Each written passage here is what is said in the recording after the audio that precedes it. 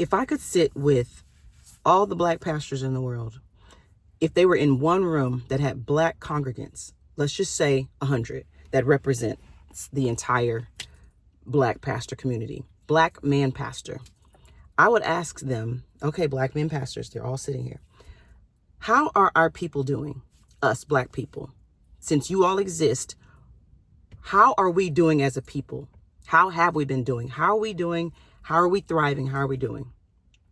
Have we risen in society? Is there less food stamping, less Section 8ing? What's happening? What are we doing? What is the state of affairs of our people? You'd be a lie to say that we are thriving, we're rising, we're succeeding, we're not the least of them. A guy stitched a video and said, don't listen to this lady. My name is Dorian, by the way, because that's not the pastor's job. Even though Jesus did not stand in the pulpit every week and did not go into the people, he did. How did he turn the water into wine? He wasn't in the pulpit. How did he give them fish and bread? He wasn't in the pulpit. When was the last time you pastors took off those suits and actually got out there? Some of you do it. We're not talking to them. Well, now it's modern, so some people don't wear suits. They wear skinny jeans and all the other things. But when was the last time you actually did that on a consistent basis more than you preached? Because the guy that stitched the video says that's not his job. His job is to take care of their spirit and their soul and bring them the truths and the principles of the word of God. Okay. You as a black man pastor has the most access to black people. And if they're not doing better, that's a reflection on you. Because you have the access to most black people. That is a reflection on you. So you would be okay saying that, agreeing with this man, well, yeah, that is my job, is to bring the word of God and, to bring the exegesis, hermeneutics, Latin and the Greek, the Hebrew of the word, the panacea, the logos rhema word of God. That's all you have to do.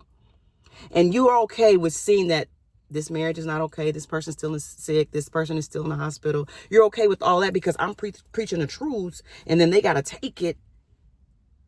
But I'm just asking you, if that's what you've been doing year after year and your people are still there, something is off.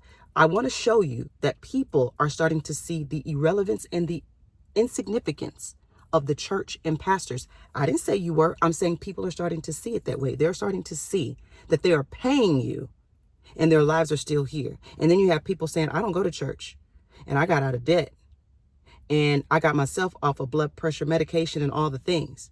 I'm actually in a really good, loving, healthy relationship. They're starting to see the insignificance of, well, then why am I paying you? I'm paying you so that you can bring me spiritual truths and tell me what this definition is of this word and what the pool of Bethesda really was and what the water, what? People are starting to see that doesn't matter. If that's the case, then I can go online and get a word. I can go online and hear somebody give some spiritual truths. Why am I giving you my money? So, black men pastors, you have access to black people more than anybody else. And if we're still here, that's all I'm saying, is what do we need you for? Well, what do we need you for? That's all I'm asking you. And you say the Jesus that you're preaching, that's our example. We're supposed to be following Jesus. He didn't do all of that. He was amongst the people, helping the people. And y'all want to sit in these pulpits with these suits and have everybody just flock to you. I'm the answer. I'm the key. Well, then that's a bad reflection on you. If you're the answer and we're still here, it's time for us to, consider and reconsider. And that's what people are doing. People are reconsidering.